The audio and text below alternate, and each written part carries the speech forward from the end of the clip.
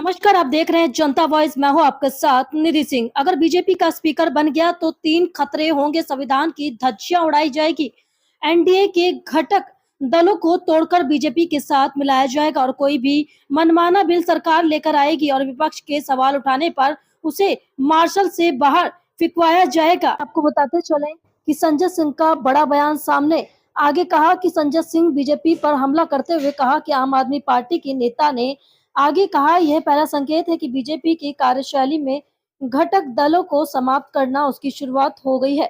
अब ये लोग नवीन पटनायक के साथ थे तो उनके साथ कैसा बर्ताव किया?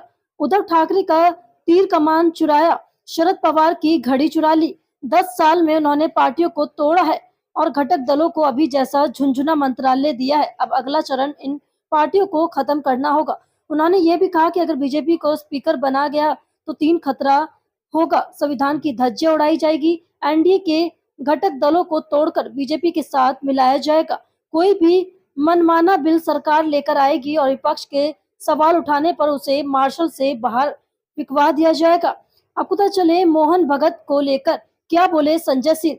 आप नेता संजय सिंह ने कहा कि मोहन भगत का बयान आया है। उन्होंने कहा कि मणिपुर में 1 साल से शांति की राह देख रहा है। सांसद में मैंने भी यह सवाल उठाया था कि मुझे सस्पेंड कर दिया जाए।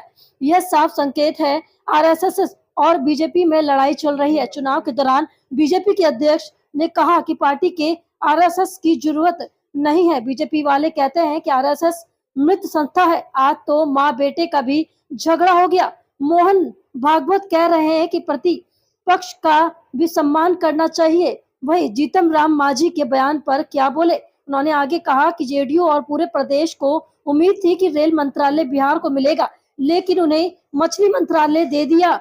एक गठबंधन सहयोगी को जहाज मंत्रालय दिया गया, लेकिन उसमें क्या बचा हुआ है? अब सब तो पहले भी उन्होंने अपने दोस्तों को दे दिया है। अब तो चले सीताराम मांझी ने कहा कि कोई काम छोटा बड़ा नहीं होता। इस पर आप नेता ने मांझी को कह रहे हैं कि कोई काम छोटा बड़ा नहीं होता तो अमित शाह बन जाए मत्स्य मंत्री और ललन सिंह को गृह मंत्री बना दे। हरियाणा में कांग्रेस आप पार्टी के साथ